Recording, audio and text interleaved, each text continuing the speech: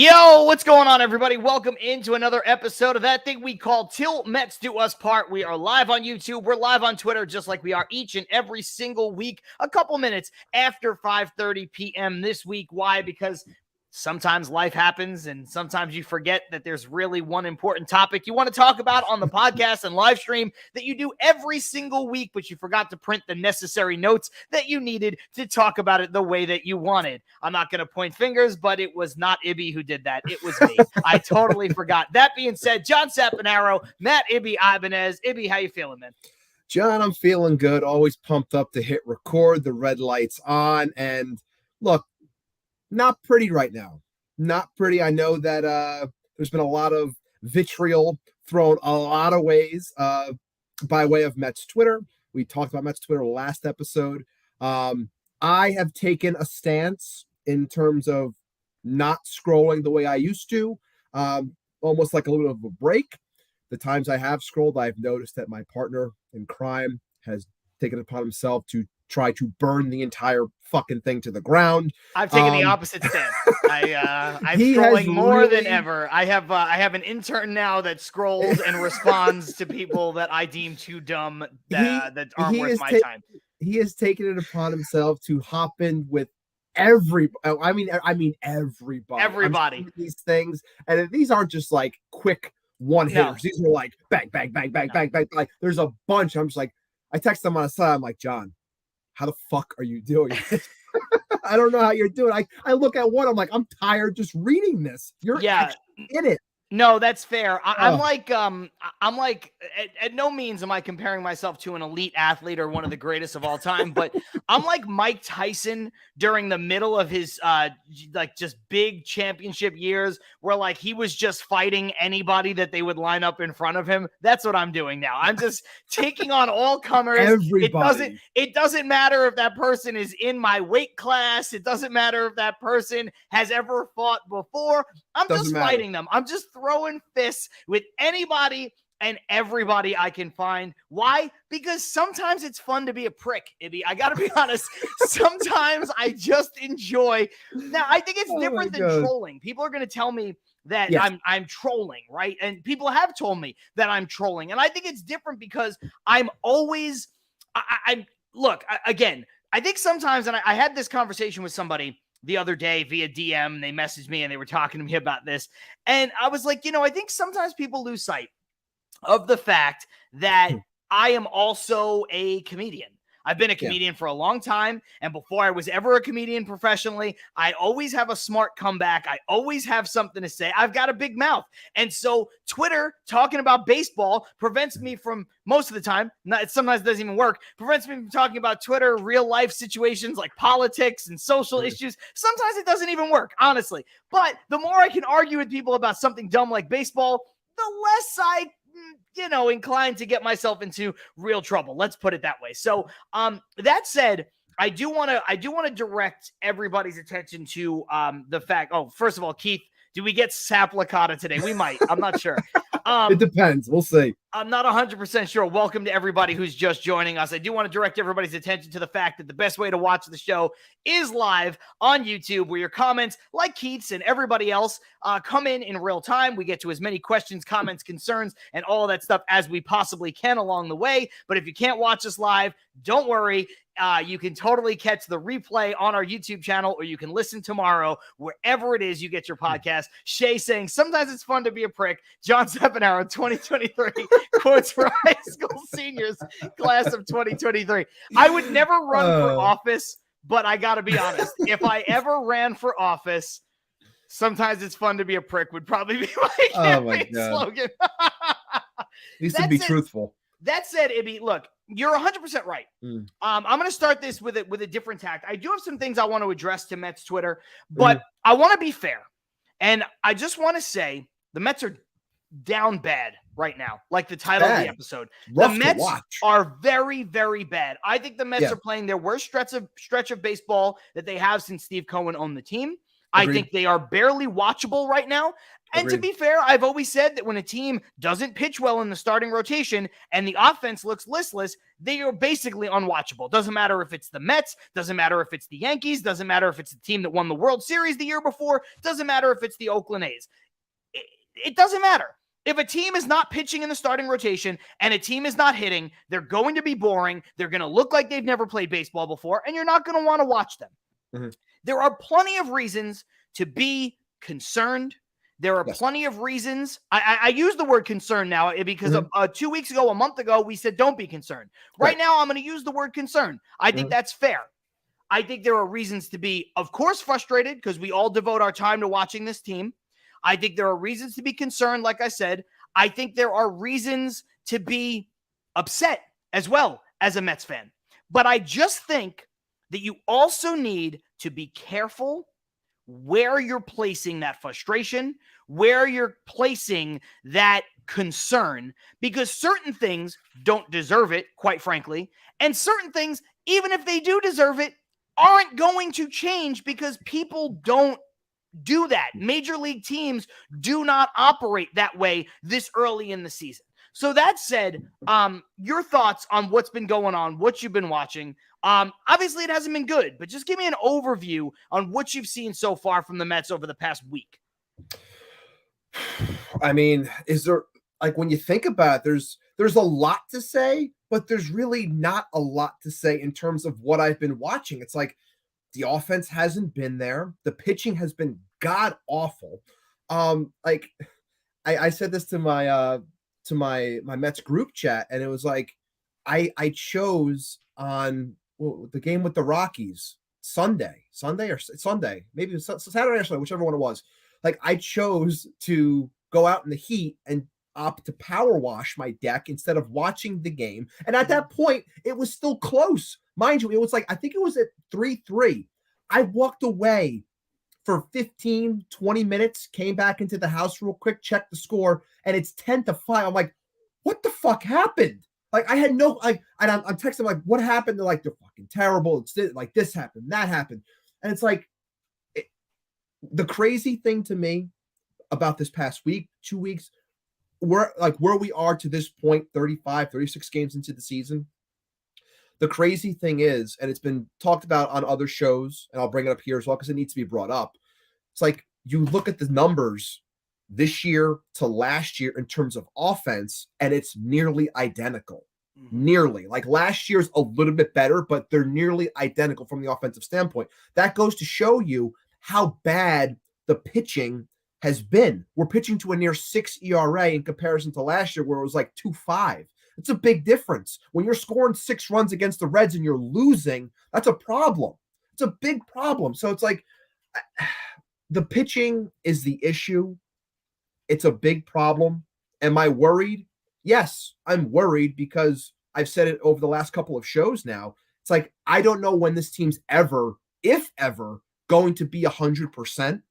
That's with Max having his problems. That's with Verlander just coming back. That's with, if Quintana comes back, like whatever he might be, if he comes back, trying to play the game with Lucchesi and McGill. And I think we're fucking done with Dave Peterson. Like, he's shot off in a cannon. Like, there's a lot of questions when it comes to these arms, but like, it's crazy because you can see how bad the pitching is, mainly based off of this team last year with the stats that I just gave you. Didn't have 19 losses like they do today before the game until they had 35 wins. They're 17-19 right now. They had 19 losses last year when they were 35 wins already. So, like, that goes to show you just how bad the pitching overall has been.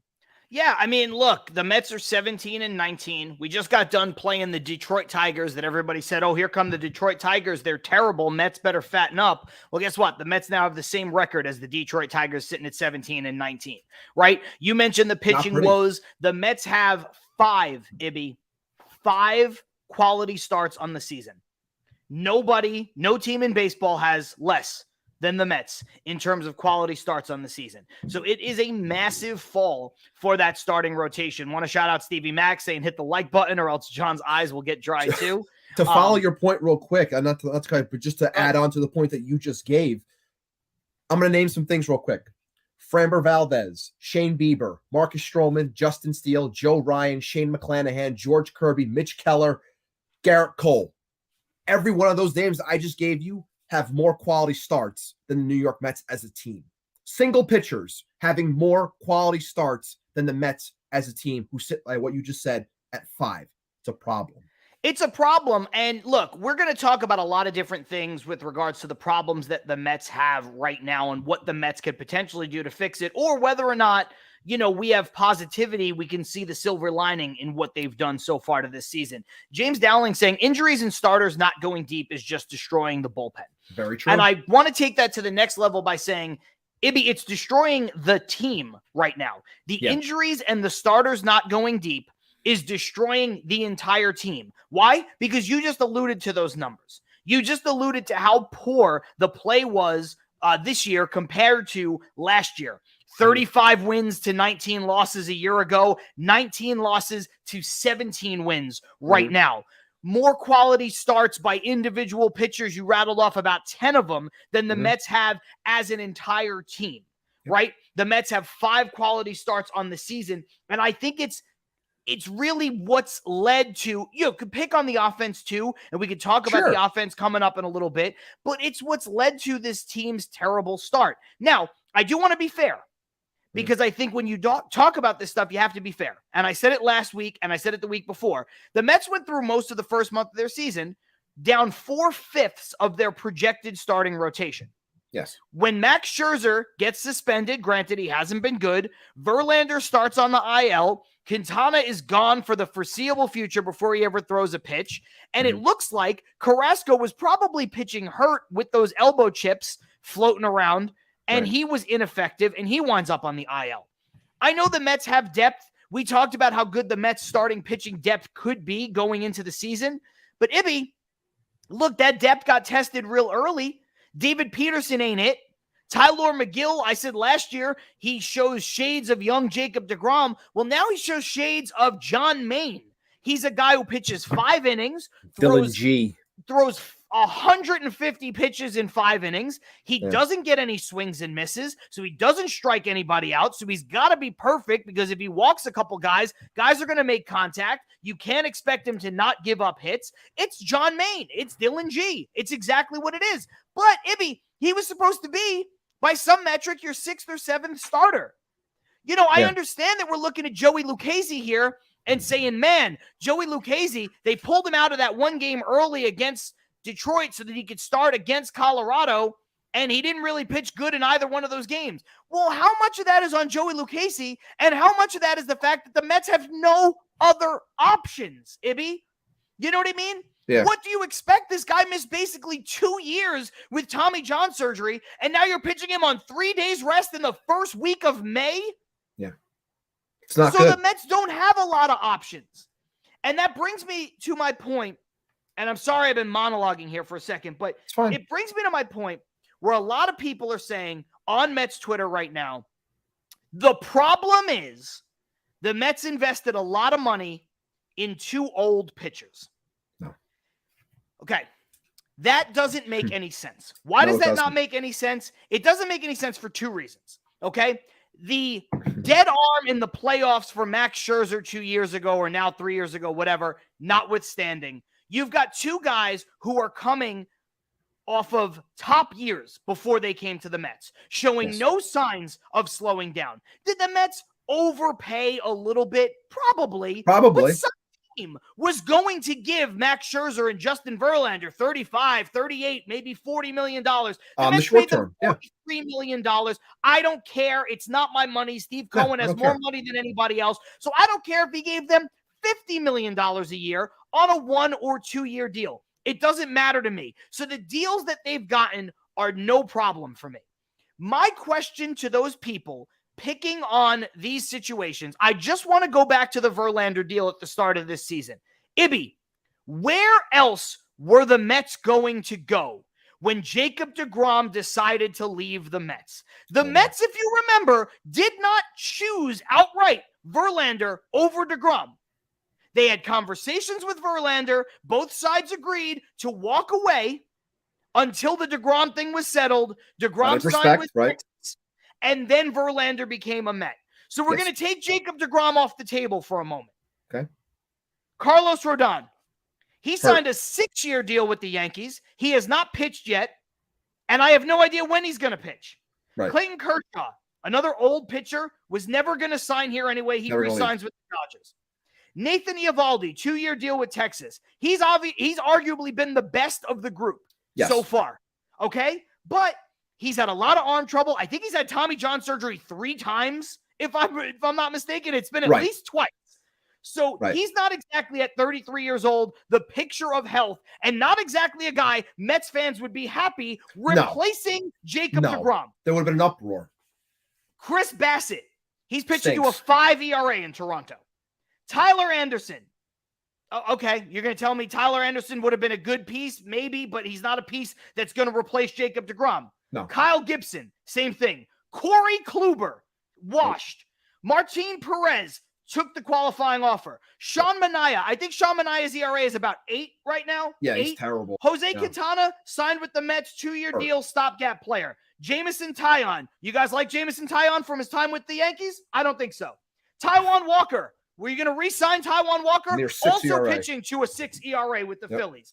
The list goes on and on. Zach Eflin. The other thing I mentioned about these guys, and I'm not going to list off everybody, but I'll mention a few more. Johnny Cueto, Wade Miley, Zach Eflin, Rich Hill, Ross Stripling, Zach Greinke, Michael Waka. Okay, just look at those guys. Ibby, the average age of those players, without doing the math, is probably 34 and a half years old. Mm-hmm. None of those players are young. Nope. The youngest one on the list is Zach Eflin. He's 29 years old. He's probably the worst player I just mentioned on this list. Yeah. So where else were the Mets going to go than give a short-term, high annual value deal to a player like Verlander? They had nowhere else to go. They had to replace Jacob deGrom with a high-level player who has been there and done that. I don't want to hear about Trevor Williams. Trevor Williams could have been back as a part of this starting rotation or as a part of the bullpen. We would have loved to have the depth. But you know what, Ibby? He ain't doing it. He's not replacing deGrom. Everybody wants to talk about Seth Lugo. Oh, they should have given Seth Lugo the opportunity to start. Maybe they should have. Have you forgotten that Seth Lugo's been pitching for 3 years with a partially torn UCL? Mm-hmm. What if the Mets signed him to be a part of their rotation? He blew his elbow out in the first inning of spring training. Now, I like Seth Lugo, and I hope that Seth Lugo is... I like Lugo. I hope that he gets all the money he deserves. Seems like a really decent dude, and he deserves it. I hope he goes on to do great things in his career. It's not a knock on him. But, Ibby, when you look at that list, any combination of those guys, including guys like Trevor Williams and Seth Lugo, who were good for us, if the Mets said, hey, we lost Jacob deGrom, but we re-signed Trevor Williams and we signed Seth Lugo, and they're both going to be in the starting rotation. We also brought in Senga, Fine, and Quintana. What was Mets Twitter going to do in December? Lost their fucking minds. Yeah. So that's my long-winded approach to say, where else were you going to go? Is the starting pitching a problem? Absolutely. Am I concerned about Max Scherzer? I wasn't 2 weeks ago. Starting to get a little concerned now. Am I concerned about Verlander? I'm not. I think Verlander pitched 5 innings where he was rusty in the first inning after not pitching basically at all since March. And I think after that, he settled in. I thought his stuff was good. I thought his curveball looked good. He was throwing hard. And we'll see what he does today. I'm not worried about Verlander. But these are 2 guys with a track record of success. And I'm just not sure where the naysayers, oh, they're old. Where were they going to go? Yeah.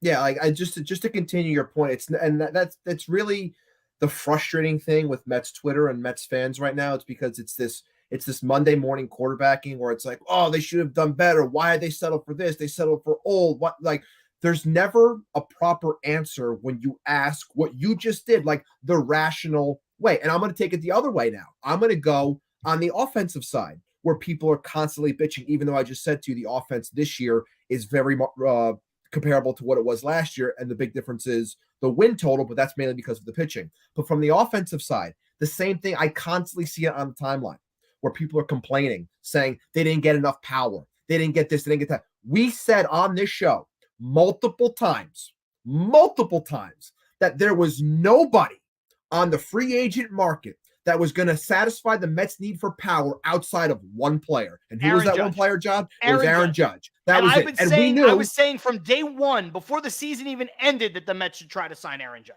And we knew as time went on that was not going to be an option. So when it came down to it, you weren't going to find the answer when it comes to power. Now, when I saw an exchange on Twitter between two people, I wish I had their names. I don't have them, so I apologize. But I saw an exchange between two people going back and forth on this. And one person was complaining, saying, Mets don't have enough power. They should have done this. They should have done that. The person asks, what exactly did you want them? Who did you want them to get? Fair question. And he goes, they should have got Judge. Guy responds, they were never going to get Judge. And then he laid out an entire thing. Who else were you going to get? I'm sorry to interrupt. We got to remind everybody that Judge took significantly less money to stay with the Yankees than what San Francisco offered for him. Yes. He was not coming to the Mets. No. Ever. No. He was not. And I think they knew that. I don't know if we'll ever find out if maybe Steve Cohen made a phone call, maybe Billy Epler made a phone call, maybe it was a non-starter. Sorry, no, click. No, it easily could have been that. And then just see, again, he says, never an option. Who's the next guy? And then he rattled off someone else. Never going to happen. They should have traded for this guy. That was never going to happen because of X, Y, and Z. Well, and then all of a sudden we're down to the Michael Conforto territory. And the guy's like, what the fuck are we doing here? What exactly?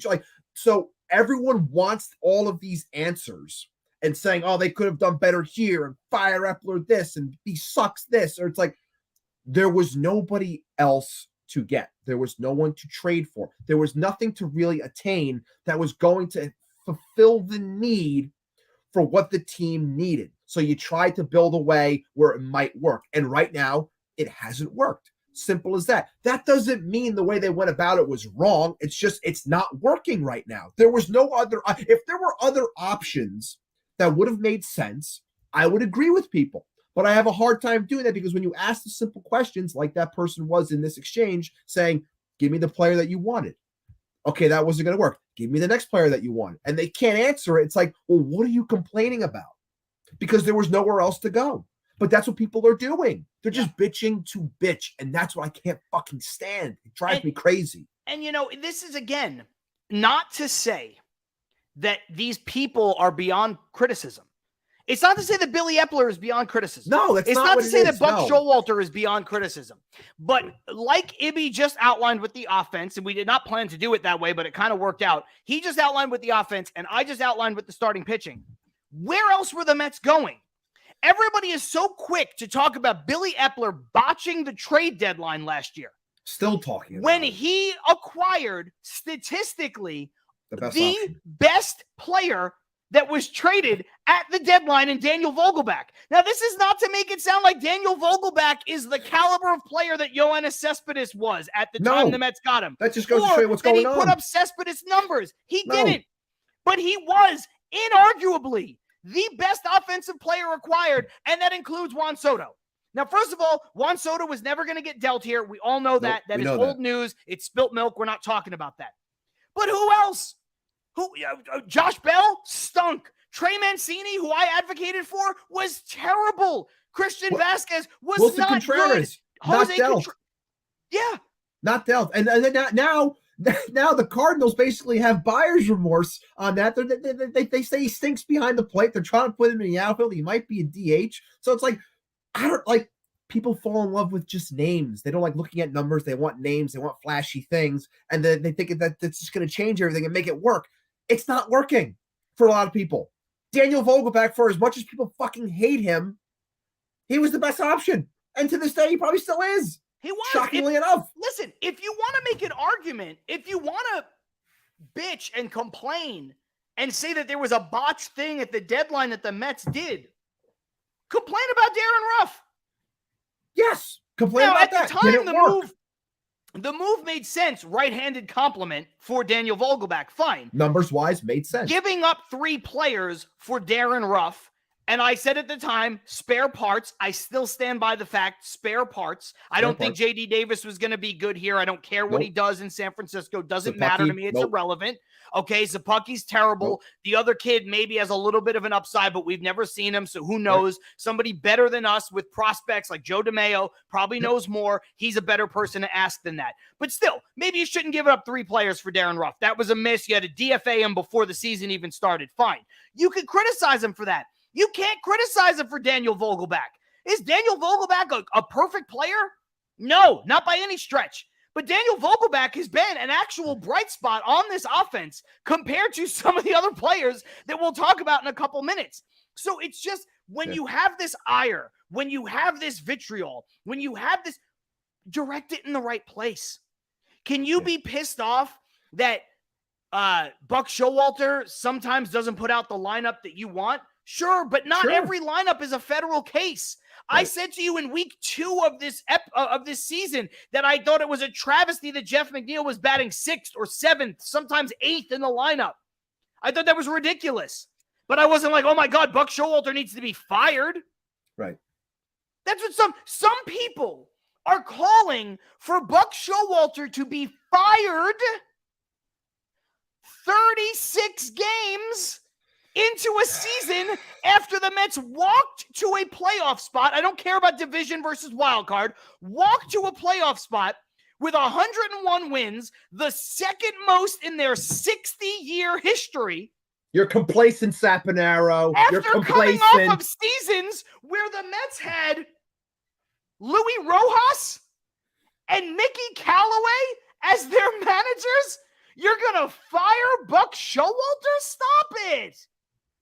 Buck hasn't been perfect. Buck hasn't shown fire. He stinks. Hey, he got thrown out yesterday and they still lost. I don't know what. I couldn't believe it. Because when he got thrown out, I was like, oh, well, they're definitely going to win this game now. There's no shot they're going to lose because he's been thrown out. You know, Joe67894 on Twitter said Buck doesn't show enough passion. He shows passion. He gets thrown out, even on the broadcast. And I love Jerry Blevins.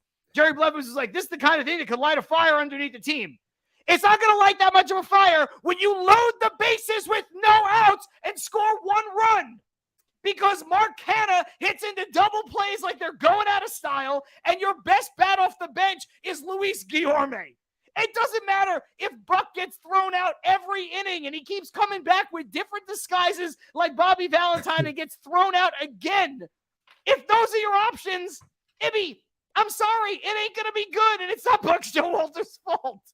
Look, I see that Carlos just jumped in the chat. Perfect timing, as you just said. Oh my God, my timing is horrible. Talking about Buck, but to make Carlos happy in this moment. Look, last night's game, or 2 nights ago, when people hear this on the audio version, pinch hitting.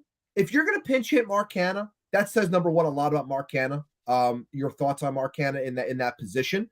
But to pinch hit in that spot, I don't care about the righty lefty. Like, I'm sorry. Like, even though I think he did check his swing and it should have been ball 4, but I'm sorry. Like, I don't agree with putting Luis Guillorme up in that spot, even though it's righty lefty. I would have much rather thrown up Eduardo Escobar in that spot, even though he's been better as a righty as opposed to a lefty so far this year. I'm sorry. Like, I would much rather risk it in that sense instead of putting Luis Guillorme up in a I don't want to say a must-win spot, but like a must-win spot in terms of you want to win the at-bat because you want to drive in the runs. Like, I would have much rather seen Eduardo Escobar. So, yes, I can criticize Buck in that spot because I didn't like that call. Or, granted, there wasn't Buck because he was gone by then. But, like, just in general, like, I didn't agree with the call in general, whether, Buck's, like, sending signs out from the clubhouse to Eric Chavez or whatever. But like, I didn't agree with that. So I thought that was shit. But I think it's really telling when you have a guy like a Mark Canha that's in your lineup who grounded into a double play his last time up with bases loaded, and you opt to pinch hit for him in that spot. Says a lot, in my opinion, even though it's a one-time thing, but says a lot in terms of what you think about him in those spots. Granted, it's early in the season, but I think that really paints a picture for sure. It does. Look, and the bottom line is we'll head into break almost right on the 30-minute mark. This way we can come out and address this comment from Chris Ferraro saying, all right, so how does this team get better? and turn things around. And then we've got some other more specific questions. But before, I do want to acknowledge Keith said, yep, there's Sap Licata. Somebody get Sap some oxygen. And that's fair because Sap Licata did rear his head. The more I hear that, the more that nickname is starting to grow on me. I got to be honest. For Carlos, who just got into the chat, when we're done with this, in all seriousness, because we can't reiterate it, but I think that you should either listen tomorrow, like earmark the time that we're talking right now, and either listen tomorrow to the audio version, or, when we're done immediately, just kind of thumb back through and see the setup. So you could understand that we actually have shown some criticism towards Billy Epler. We have shown some criticism towards Buck Showalter where you can, but understanding that there's only so much these people can do, and they have done a lot of the quote-unquote right things with the hands that they've been dealt. That's all I'm going to say.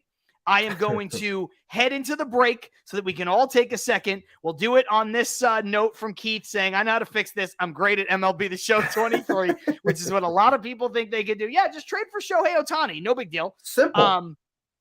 Yes, Carlos saying, I'm being funny, John. I love you, man. No, but for real, it is the truth. You should listen back just so that you have a full context of exactly what we're talking about. That said, Ibby, let's head into the break because I think there are some real positives that we can take away, despite the fact that the Mets are, and I stand by this, playing their worst stretch of baseball since Steve Cohen owned the team. So it's John Sapanaro, it's Matt Ibby Ibanez, it's Till Mets Do Us Part. We'll be right back.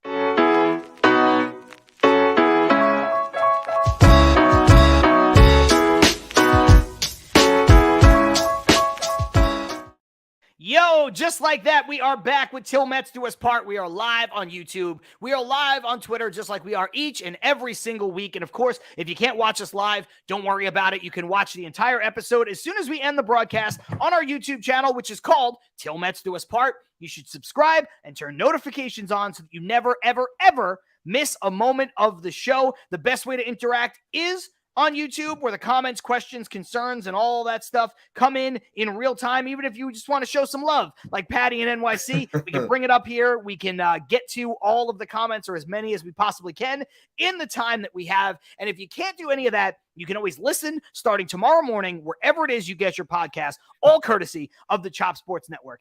Ibby, that said, I want to talk about where the Mets can go from here. Somebody brought it up. I believe it was Chris Ferrara. Yes, he said, all right, so how does this team get better? Okay. And I think there are some avenues that a lot of people are looking at as popular ways for the Mets to go. Like Joe K says, do you think the Mets could send Guillorme down and bring up Mauricio? At least he can get more than just a base hit. There has been a lot of call for that, a full-on youth movement. Patty in NYC says bring the kids up as a popular opinion. Ditch Guillorme, Vogie, Canna, McNeil, Escobar, Nito, and fire Buck Showalter. I don't think that's what she's saying. I think she's saying that that's the sentiment. Right. Also, I don't know how you could put McNeil in the category with all those other people. And also, to be fair, I don't know if you could put Vogelback in the category with all those other people, because I think right now he's statistically the 4th or 5th best offensive player on the team. So just to be fair, in the interest of fairness. But the kids movement, the youth movement is real. Your thoughts on bringing up Mauricio and Vientos, knowing full well that we've got Alvarez here, we've got Beatty here. Now they're both playing a lot, and they're both hitting. Do you think the Mets should go full tilt? And do you think the Mets will bring up Mauricio and Vientos? I'm going to say yes and no, and I'll explain why. I'm going to say that it's a very tough spot, and I know everyone is so quick to just say, call them up. And what I mean is, I said this last week, I go, it's been absolutely ridiculous with Mark Vientos. Like, I know Ronnie Mauricio's having a great year, but like Mark Vientos, from what he did last year and what he's doing this year, in my opinion, it's become so comical, because every day someone put it best. Yes, it's like Mark Vientos is straight up trolling Billy Epler right now, where it's like he's hoping that the guy just like cools off so he doesn't have to hear his name anymore, and then he hits his 10th home run and another double and his 11th home run and another double. And it's like, shout out as always to Matthew Brownstein, my go-to guy. putting this up because I have to bring it up to continue the hilarious nature of this. 2022, 2023 Mark Vientos combined numbers, 133 games. Again, more than enough of the sample size at AAA. A slash line of 294, 376, 564 with a 940 OPS, 35 home runs, 101 RBIs, and a 141 weighted runs created plus. Now, I don't know what the hell else this guy has to do. It is what I said last week, and this is why it's a problem with, I know a lot of people aren't seeing it. It's the roster crunch. What are you going to do? Automatically, everyone says, well, option Guillorme, bring up Vientos. It's like, I understand that, but you don't realize that you are really hurting yourself from a defensive standpoint and having an option within your infield. I know you can say you need offense. I get that. But then you are locking yourself into two guys because Vogelback, no matter how much people don't like him, he's not going anywhere. Not right now, and he shouldn't. He shouldn't. And he shouldn't. So between Vogelback and Vientos, you have two guys that basically don't play defense. And if they do, they both play first base, and Pete never misses a game. Right. So that you're really basically looking at two DHs, and then you're basically having Escobar there who's acting as a pseudo DH as well because he's barely getting time in the field now because Brett Beatty has taken over third base. So it's like you have a very unflexible roster. Like you don't have much to work with, which is what this team has built its identity on, and having that that flexibility. Go ahead. And no, I will be fair. And if you want to criticize Billy Epler for that, I will allow that. That's fine. Now, I don't think he should be fired over it, like some people do. But if you want to criticize him for building an unflexible roster and creating a logjam at the major league level, because when players are blocked, they don't necessarily mean that they are blocked because the guy in front of them is better. They're blocked for a lot of different reasons, and it doesn't always have to do with money. You know, with the world, you make the case, oh, it's money. But with the Mets right now and Steve Cohen and the way they built this team, it's just early. It's early to sit there and say, we have to cut Escobar for Ronnie Mauricio. Well, what happens if Ronnie Mauricio comes up and hits 112? Now, I understand Escobar's hitting 118 or 150 or whatever he's hitting. Fine. But at least Escobar has the track record. If you cut these guys without options, you put yourself in a bad spot. And so you mentioned Guillorme for Vientos, right? Or just with what people are saying. Hey, well, Guillorme has options. Send him down and call up Vientos. Well, this is where the tricky part happens, Ibby, because if you option Guillorme, I would argue that you have to call up Mauricio because you need a player who can play second base and shortstop. But Mauricio, despite how good of a year he's having and despite how good of a winter ball he had, is not necessarily as ready as Vientos is. Right. So the Mets they almost have a roster crunch within a roster crunch. Like if Vientos played second base even, if Vientos was a capable below average third baseman and second baseman, but like could play there, I think he'd be on the team right now. I would agree with that. But he doesn't have a position at all. Right. He doesn't have one. And so they're in a tough spot right now. And look, Rael's saying they should have been playing Vientos in left field like they were playing Beatty if Correa went through. They tried Vientos in the outfield last year. He's not good at it. Didn't work. He can't even really play third base. Yeah. He can play first base. First base, yeah. And I think there's a role for him on this team as the everyday DH, quote unquote, every day, backup first baseman. Right. But not today, Ibby. There isn't one. And the other option would be, if you decide to get rid of Tommy Pham. But again, that comes down to the lack of outfield depth, not only at the major league level, but at the minor league level. There's not a lot of guys that can even come up. God forbid something happens. I think that's why Tommy Pham is here, even though he's had his struggles. He's been hot and cold, but he's had his struggles. But like I've said, it's hard to get rid of him because he's a body that you can put in the outfield. Whereas I don't think they're going to trust to put Mark Vientos in the outfield. That wouldn't be why he's here. So that's why it's hard again to get these guys up here. And everyone's just so quick to just can everybody. Look, we've had our jokes when it comes to like 2 years ago, where it's like, oh, everyone's all jolly, everyone loves the clubhouse and everything. But you do have to realize that there is a clubhouse dynamic as well to all of this. So it's like, I don't know how they're going to do it. They're going to have to make a decision eventually, because I'm sorry, it's getting to the point where I'm going to keep on laughing because Mark Vientos is going to continue to tear the cover off the ball. And it makes me wonder, and this brings back to the other kids, brings up to Beatty, to Alvarez, where you watch these guys at the lower level and they dominate, and you say, no, they're not ready yet. And then they come up here, they take their licks, and now they're proving their worth. And I'll bring up some stats with Alvarez in a minute or so, but they're proving their worth to the point where it's like, yeah, these guys should have been here a lot sooner. More so Beatty, because we know it was circumstance with Alvarez, but Alvarez, as we said, with some time, he was going to learn how to adjust, and it's showing in spades, big time. Not only the offense, but the defense especially. I did want to mention that. Both of those guys playing phenomenal defense. Phenomenal. Beatty, I think, is in I was listening to the Mets pod earlier today on my drive, and shout out to Joe DeMeo and Connor Rogers. Don't worry, Keith, I'm not going to say that first name a third time. He said if I say it 3 times, he'll pop up like Beetlejuice. So I won't say it one more time. But shout out to those guys. I also listened to Subway to Shea. I had a very long car ride in LA traffic today. So shout out to all those great shows. Shocker. But I got this stat directly from them.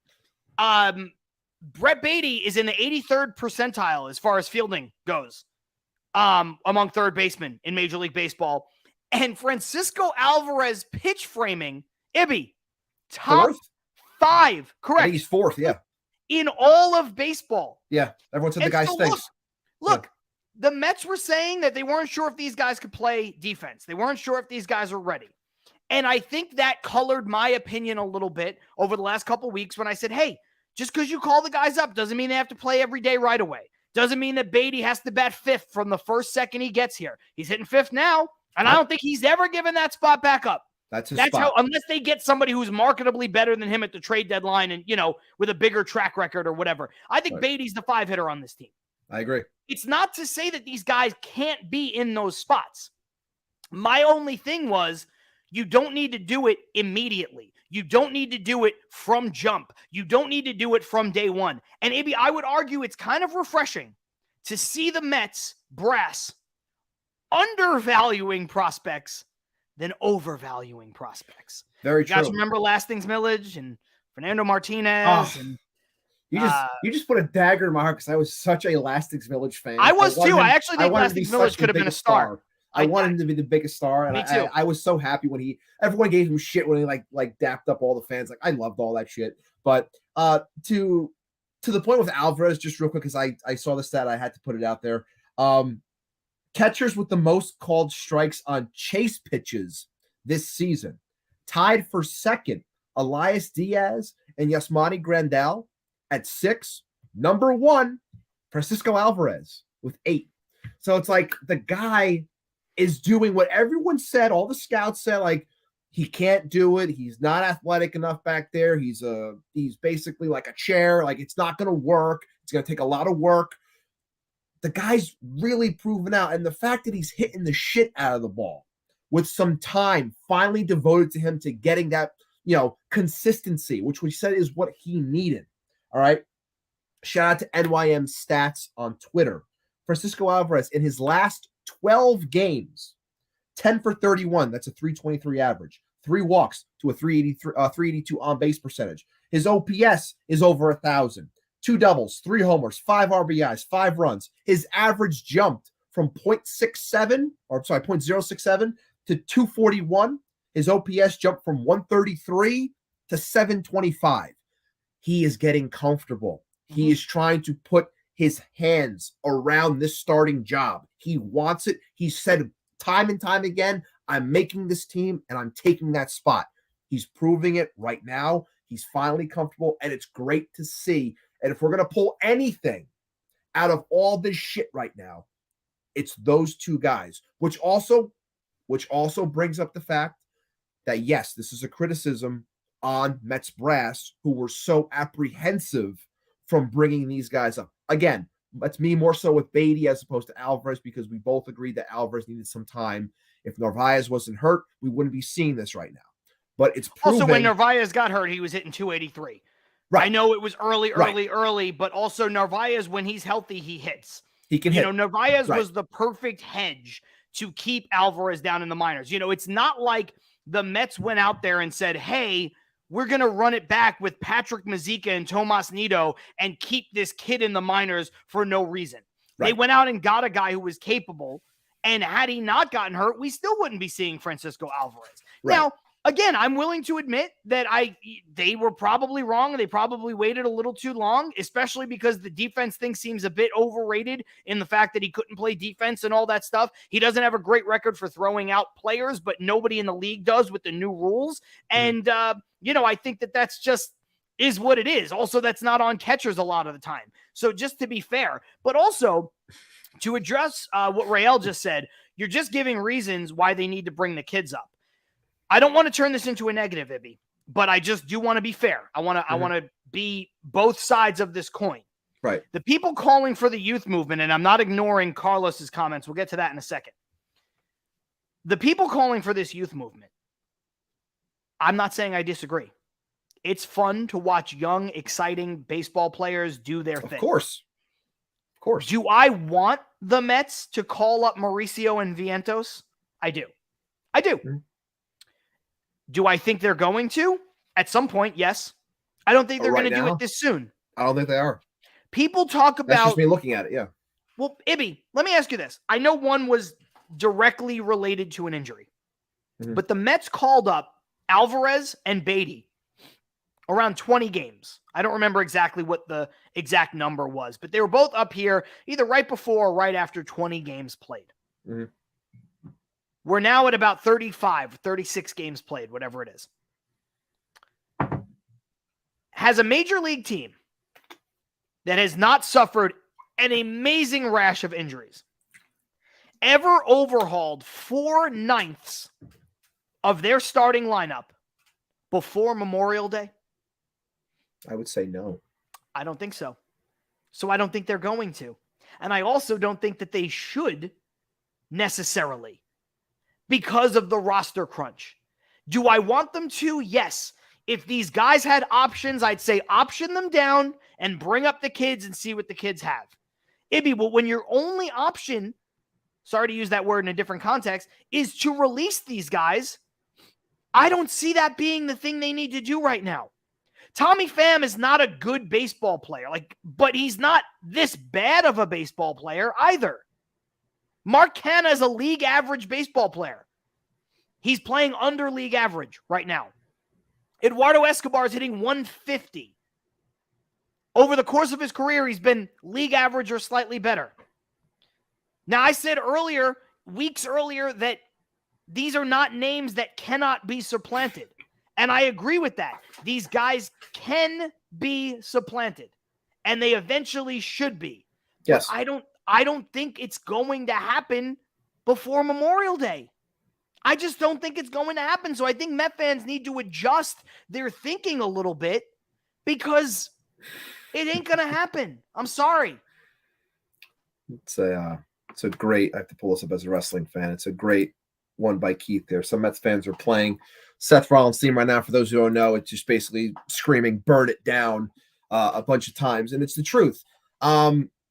It's hard to uproot everything like that, because again, you are playing with the dynamic of a team, and I understand people want to change the dynamic in terms of the offense, and I agree.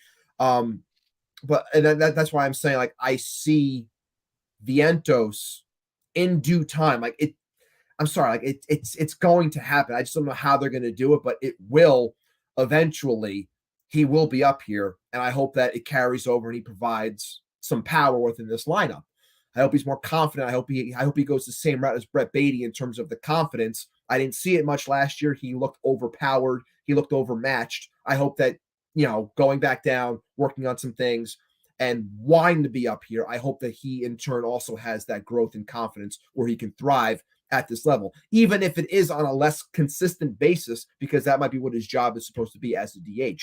But yeah, it's guys, you got to play both sides of the ball. You do. You got to play offense. You got to play defense. And if you can't fill out this lineup properly and have proper protections, because you may not like to hear it, but you have to have options. God forbid something happens within a game. It's why you carry 2 catchers. It's why you have backup outfielders. It's why you have backup infielders. Like, there's a reason for this, because you need to have some sort of flexibility.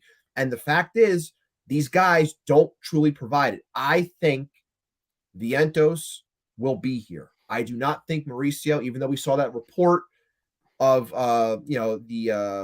the one report saying that, pack your bag, be ready just in case. Look, is it possible? I'm not going to say it's impossible. I won't do that, because to John's point before, he plays a middle infield position. He seems more likely than Vientos because he offers you something better defensively. Mm-hmm. So I'm not going to say it's 100% out, but I still stand on my, I don't want to call it a soapbox, but what I've been saying about Mauricio to this day, I'm going to stay consistent with it, where it's like, I still think that if this team wants to improve, I think he's going to be the guy that helps his team improve by him not being here. That's just the way I've felt. And I feel like a lot of people aren't going to want to hear that because he's doing so, and you want to see all the kids play. I get that. But if you ask me right now, who's the one you're going to send out to try and help this team get better? I think that's the name that's going to come up 10 times out of 10. Yeah, I think that's fair. Because you have to give to get.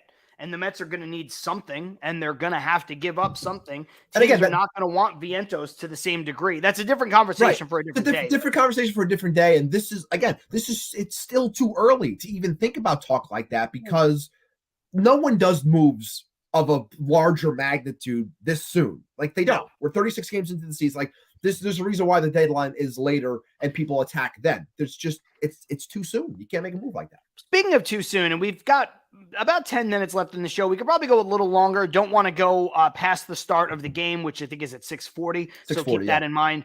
But speaking of too soon, this is why I wanted to address this thing from Carlos. It's a twofold comment, Ibby. And this, honestly, I love Carlos. I do. I love your passion. I love your opinions. But this is the stuff that frustrates me the most when I talk to him on Twitter or here in the show. And he says, my concern is that this team is not turning it around. Even if they do, they will not do anything in October. And then he says, it's just the fact team is not a contender. So make the best out of a bad situation, bring up the kids, let them get experience on the main roster, let them develop, build for next year. That's 4 new players we can, I think he means can, count on now. Make the best of it. I cannot deal with things like this team is not a contender. Fact. I can't deal with they're not going anywhere. Build for next year. Ibby, it's 36 games. It's too soon. It's way too soon. Now, this team may not win a World Series this year. They certainly, I'll concede this to you, Carlos, look like a team that can't win a World Series right now. Did the Phillies at any point look like a team that was going to go to the World Series last year? Absolutely not. I know I put this on Twitter as a thread, and a lot of people follow me, and they're able to read this, and I don't want to rehash it, but I'm going to. I don't have all the numbers in front of me, but I went back, and I looked at the Braves when they won the World Series in 2021. They weren't in first place until August something. At that point, they were the latest team to eventually win their league's championship in first place. And they went on to win the World Series. I should also mention that they did it off the strength of guys like Jock Peterson, Adam Duvall, Jorge Soler. The Braves have won as many World Series with those 3 guys as the Braves did with Greg Maddux, Tom Glavine, and John Smoltz. When you go back to the Nationals in 2019, the Nationals had the worst team bullpen ERA of any team that has ever made the playoffs. They looked like they were dead in the water. They won the World Series that year. You go back to the 2006 Cardinals that beat us in the National League Championship. The 2006 Cardinals won 83 games. Trash. They are the team with the worst record in the history of Major League Baseball. I'm going to say that again. They are the team with the worst regular season record in the history of Major League Baseball, which goes back a very long time, to ever win the World Series. So to say that a team is dead 36 games into the year, I can't say that. It's like you've never watched baseball before. I gave you 3 examples, 2 from the last 5 years, 1 that is intimate knowledge to all of us Met fans. And I just don't understand. I mean, when you look at that Cardinals team, the Mets were one of the best teams in baseball. They had the best record in baseball, tied with the Yankees, 97 wins apiece. Neither the Yankees nor the Mets made it to the World Series that year. The Yankees got beat by the 95-win wild card Detroit Tigers. And then the Tigers got absolutely blitzkrieged by those same hapless 83-win Cardinal teams. The Tigers won 1 game. They probably shouldn't have even won the 1 game. That Cardinal team just went on an absolute run. They did it off the strength of Jeff Suppan and Scott Spezio, David Eckstein. Like, these are not all-time great players. These wounds are still open. I know. Listen, when the Mets lost in 2006, I was catatonic. I will never forget where I was for Game 7. Couldn't go to the game. I was watching it at my aunt's house. I was sitting on the floor in her living room. I was the only person watching the game. I was staring up at the screen. When Carlos Beltran took that strike, I was inconsolable, completely catatonic for about 20 minutes, just staring in stunned disbelief. I know how shitty that was, but I don't understand how you could say they're done. A team's done. They're not done. The Mets had a 7-game lead over the Phillies with 17 games to play. I know that sucks to bring up. It's like Aaron Boone bringing up when the Red Sox came back on the Yankees from 3-0 to the Yankees. It's a weird thing to bring up. But a team is never dead in baseball until they're mathematically eliminated, Ibby. That's why I said last year, there's no must-win games unless a team has to win them. And I'm going to stand by that. To Rael's point there, let's just not talk about 06. But listen, if you don't remember history, you are doomed to repeat it. It's true. It's very true. I can't. Let me bring up Carlos's point here because he just brought up another one. John, I'm not talking about slumps nor struggles. I'm talking about a team who was counting on 2 pitchers that are not here, counting on a right fielder who is injured. It sucks, but come on now. Like, they're not here right now. Right. And it's like, I forgot who said, like, someone brought up, might have been Ernest Dove. I don't want to misquote, but it might have been him talking about, where the team is right now and where it can be, and talking about the things I mentioned before as well. Like, we're not sure if this team will ever be 100% this year based on the things that are going on. But it was like, it's hard to judge the Scherzer and Verlander thing probably until once we hit the summer to get a better idea of it. Like, I can't 36 games in, even with how this team is constructed. Like, I can't say that it's doomed. I've seen worse teams do better. I've seen worse Mets teams where I've said with confidence, yes, this team stinks. Pack it in now. And yeah, we're talking like the 2010 through 2014 seasons. Like, those teams were bad. And I could say that it's a bad team. But I can't take a team that's been constructed over the last couple of years and take their worst stretch right now and say, this is who this team is. I can't do it. I can't 36 games in. I cannot do it. I know that they are not taking advantage of a better, taking advantage of a soft spot in the schedule. And can this hurt them down the line where people say, well, if they would have done this back in May, they could have beaten the Tigers. They could have beaten the Rockies, and they weren't. They were losing to the Reds or whatever. It's like, yeah, maybe it will. maybe it won't, but I always come back to your point, which has always been a great one, where it's like, great teams, no matter what, you have 60 losses somewhere. You could say, well, you're going to lose some games to some bad teams, but those bad teams still end up winning 60 games somewhere. And it's like, I think that this team is in a horrible rut right now. How can they get out? We've made it a point where the pitching has to figure itself out. Can it, as it's constructed right now? Excuse me. It's hard to say. It starts with Verlander today. You hope that what we saw last night, as we're saying to your live 2 nights ago, for people that are listening tomorrow, you hope that the offensive explosion that came out from that, taking advantage of the Reds, can carry over and things can be better.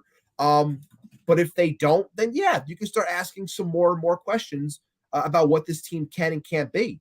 And if they're going to trade off pieces or try to retool on the go as we get closer into the summer. But 36 games in, I can't do it. I can't look at a team and say, as bad as you're playing, this is exactly who you are. I can't do it. I don't think it's right. I don't think it's fair. I can't do that. And especially when, a lot of people talk out of both sides of their mouth and they say, well, this is the same team as last year. Okay, well then give them some credit because they won 101 games. Oh, the 101 games is meaningless. Well, I thought they were the same team that won 101 games. So are they the same team as last year that won 101 games, or does the 101 games not matter, or does that regular season not matter, or does none of it count? Does none of it matter? Is none of it relevant? Like, I don't get the logic. I do want to jump into the comments before we get out of here. We'll got a couple more minutes. Shay saying the playoffs such a crapshoot in terms of you never know what's going to happen. Joe K saying I think we have to win the division. Exactly, Christopher R. What you just said. All you have to do to get to October and get hot at the right time, which is not May. Should we really be talking about the wild card in May from Rael? Shay saying it's never number 1 seed versus number 1 seed every year. This is another great point. The Phillies limped into the playoffs because the Brewers collapsed and they made it all the way to the World Series. Rael saying, in my opinion, you're not dead until you're 15 games out in mid-August. It's definitely a much better benchmark than some of the other ones we've been talking about. So I just think Keith brings up a good point. 2000 Mets snuck into the World Series. Absolutely. I would also contend, by the way, that the 2015 Mets snuck into the World Series. They had no business making the World Series. But what did that team do? That team got hot at the right time. They were playing great in September. And I remember I was distinctly saying to friends, and I go, this team is playing hot at the right time. If they get the proper matchups come playoff time, they can make a legit run. And it happened. Sometimes it's about the matchups. Sometimes it's just about playing hot at the right time. You want to get into the dance. Do I want to win a division? Yes, of course I do. We don't want to settle. We want everything. We as fans want everything. You want the division. You want a championship. You want the pennant. You want everything. But you can't just say, I don't want. Like, I'm not saying aspire for those things. I'm not saying, maybe we could just be a second wild card team. It's like, no, I don't want that. Right. If it happens, fine. I want to win a division. I want to be a top team. I want the respect that other top end franchises get within a sport where our team has always been made out to be the laughing stock. I want the respect.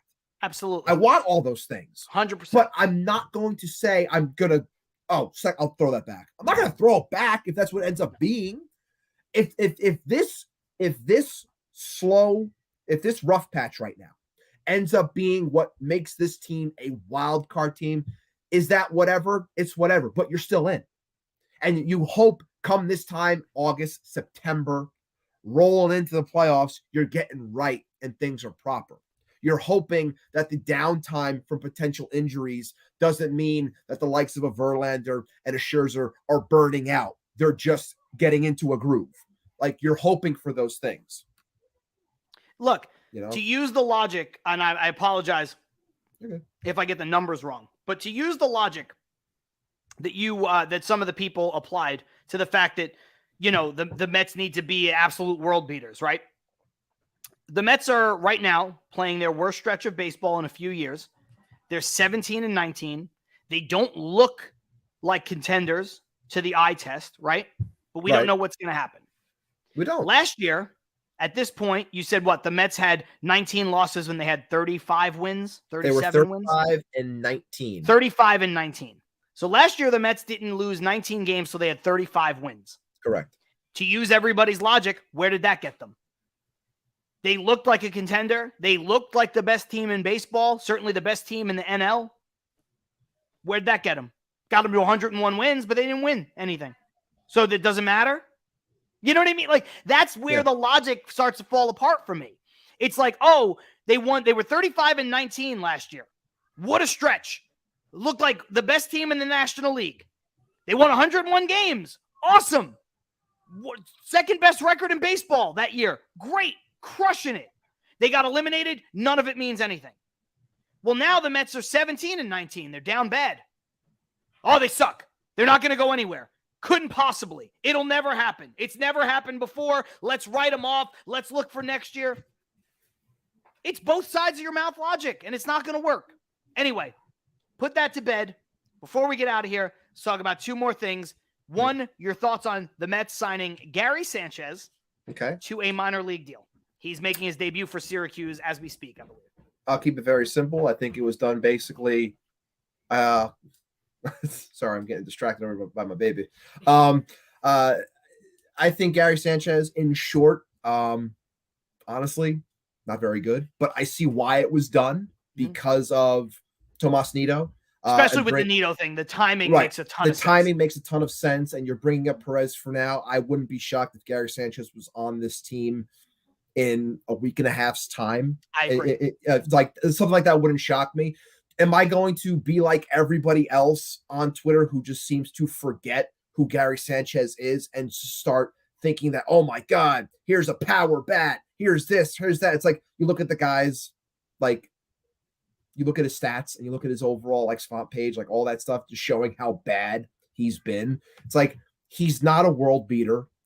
The outlier was the rookie year. Like he's trended down, not up.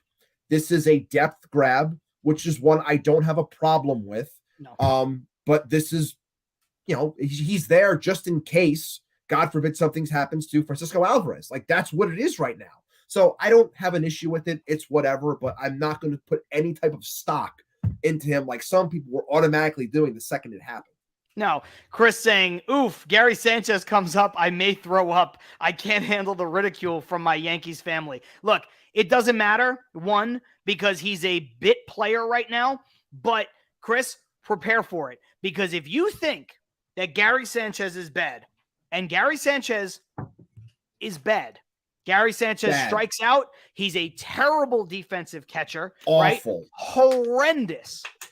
I'd like you to watch the next week to 2 weeks, like Ibby's timeline said, with Martin Perez. If you think that Tomas Nido hitting 118 or whatever he's hitting, 115 on the season is bad, and he might be right now statistically one of the worst players in Major League Baseball, Tomas Nido. Martin Perez is worse than Tomas Nido. So the potential of Gary Sanchez running into a ball and hitting a couple home runs. Michael Perez, thank you. Sorry, I keep calling him Martin Perez. Think about the other guy who's with Houston, I believe, right? No, the pitcher. Oh, it's because I had that list of the pitchers before. He's the pitcher. You're thinking of Martin Maldonado. Martin Maldonado. Yes, I'm all crossed up. Thank you, Chris. Thank you, Ibby, for correcting me. I apologize for getting that wrong. Michael Perez. Michael Perez is terrible. He's horrendous. And the potential Jay saying Michael Perez is so bad he doesn't even deserve his correct first name. No, I will apologize for that. Everybody deserves their correct name. Names are important. Yes. Michael Perez is so bad that the potential of Gary Sanchez coming up for a few weeks until either Nido is adjusted his issues with his eyes and, either goes to the optometrist and gets some different lenses or contact lenses or whatever, or Omar Narvaez comes back, the potential of him hitting a few home runs while backing up for Alvarez, it's going to happen. It's going to happen, Chris. Your catching tandem within 2 weeks' time is going to be Francisco Alvarez starting most of the time and Gary Sanchez. Guaranteed. I guarantee you. That's how bad Michael Perez is. So from that perspective, I look, he's bad. Gary Sanchez is bad. He did hit, I think, 19 home runs last year in the bigs. So listen, we've had catchers. Probably batted $180. Yeah, but we've Whatever it had was, catchers bat a $180 and hit 2 home runs, James Right. McCann. So, you know what I mean? Right. Hit a $180 and hit 20 home runs on a team that has no power. Yeah. Give me that. Right. Give me that. And again, he's not going to be playing a major role, but I do think he will be our backup catcher because that's how bad Michael Perez. That's how bad Michael Perez is. Mm-hmm. Last thing, Ibby, before we get out of here, a little bit of fun. Matt Harvey retired. Jesus. Justin Illusion coming in hot with some comments saying Mets are toasted this year. Let's be real. The goal is a championship, and that isn't happening. Came in right after we kind of said all of our stuff. Michael, Justin, I invite you to just kind of rewind it back a couple of minutes before you joined in. You'll hear all the stuff that we're talking about as to why that's a little bit of too soon thinking. But then he says Sanchez is going to back up DH. Vogelfat is going to be dealt or set walking. Again, if you want to watch roll from back the beginning, just roll Daniel back a little, Vogelback right now does not I don't really even like Daniel Vogelback. I got to be honest. I think he's a one-dimensional player, and I think he's a problem with the roster construction of the Mets. But Daniel Vogelback is the 5th most productive offensive player on this team, maybe the 4th, depending on which metrics you look at. I'm not saying that he's a star. I'm saying that if you want to put some ire over by Mark Canha and Escobar and Tommy Pham and Tomas Nido, sure. But Vogelback does not deserve the darts he's been getting. Anyway, Ibby, your thoughts on former Mets one-time great Matt Harvey is retired. Hell of a career. Really a cautionary tale in terms of, the fast life that a baseball player can have. Extreme highs to extreme lows. Provided a lot for this team during a time where this team didn't have anything. Didn't have any pizzazz, didn't have any money. Just provided some hope, just like, the Dark Knight is, just like Batman is. He is hope for Gotham. He provided some things to this team. And, Harvey Day was special. I loved it. I went to plenty of them at the stadium. And, I just think that it sucks the way it went down for him. He gave his arm to this team. I was there for Game 5. It was incredible. I wish it ended differently. I really do. But the guy pitched his ass off and literally gave his arm to this franchise, gave his career, when you really think about it, to this franchise. And he had his issues. He had his problems. If you guys don't know, you can listen back to our interview with Jay Horowitz. His thoughts on Matt Harvey as well really puts a bow on all of this talk. It sucks. It really does. I thought he was going to be the next big thing. We all did. And, I wish him all the best. I hope his life is getting back on track and, probably a lot more humble now than he was back then. But hopefully, he can find some rest and some relaxation in his retired life and not get lost too much in what could have been. Yeah, very well said. I'll just kind of echo it before we get out of here and say that Matt Harvey was the single bright light that the Mets had at a time. He was the first of the electric arms that came up after they traded for Wheeler, traded for Syndergaard, were developing Matz. Obviously, Matz had his Tommy John surgery down in the minors. He was a little slow to come back. Obviously, then Jacob deGrom followed at some point. We had Rafael Montero, who didn't work out here. And I know that all of those guys only pitched healthy through the starting rotation one time, Ibby. But all of those guys, regardless of what happened with Harvey, regardless of what happened recently with deGrom, regardless of what happened with some of these people and their Mets tenure, they were an electric group. And Harvey was, at a time, the best of all of them, honestly. And you're right. He did give his arm to this team. I think he gave his career to this team. Stevie Mack says cocaine's a hell of a drug. I get it. Look, he had his demons for sure, and that can't be overlooked. But I did say something on Twitter to Howie Rose, who said the other day, hey, at the end of it, he couldn't overcome his demons or whatever. And I do want to be fair. That stuff is important to mention in the career of Matt Harvey. But in the interest of fairness, Matt Harvey had thoracic outlet syndrome. And thoracic outlet syndrome, nobody comes back from that pretty much. Nobody. And so whether or not pitching too many innings off Tommy John had something to do with that, whether or not his drug addiction had something to do with that, I don't know. I'm not a doctor, but I will say the fact that people who have never done drugs have had thoracic outlet syndrome. And so, you have to be fair to the totality of somebody's career. And I will look back on Matt Harvey's career as a Met, certainly with a tremendous amount of fondness. Chris Ferraro saying simply, Harvey's better. That was the chant at a cold April game versus the Nationals. Harvey, Strasburg, the Harvey's better chants. I was there. I went alone. I had 3 other friends that were supposed to come with. It was cold. It was raining. They all bailed.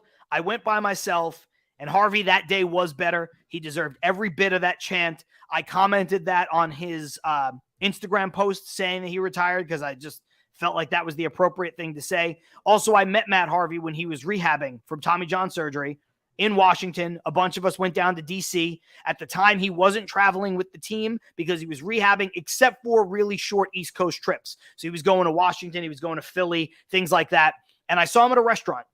And everybody talks about how, Harvey didn't want to be bothered and Harvey, his celebrity and all that stuff. Well, you know what? When I met him, he was gracious. He was really friendly.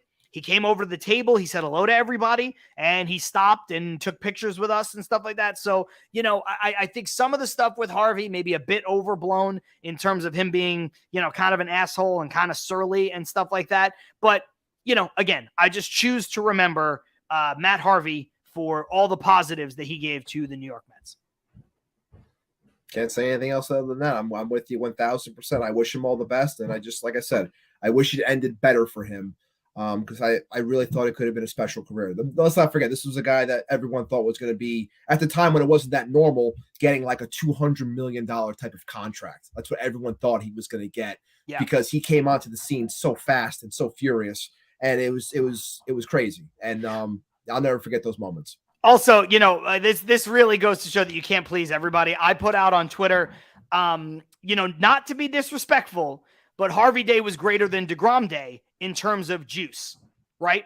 It was different. And that's all I said. It was different. Now, was it different because the Mets sucked? Maybe. And he was the thing that you wanted to attach to? Is it different because he embodied that Dark Knight persona and really pitched like this bulldog somebody mentioned when he hit Chase Utley and stared him down and all those, all the things that Harvey did, whereas DeGrom just kind of went about his business, right? Right. It was different. I said that. I said DeGrom's the second best pitcher in Mets history, but Harvey Day was more electric.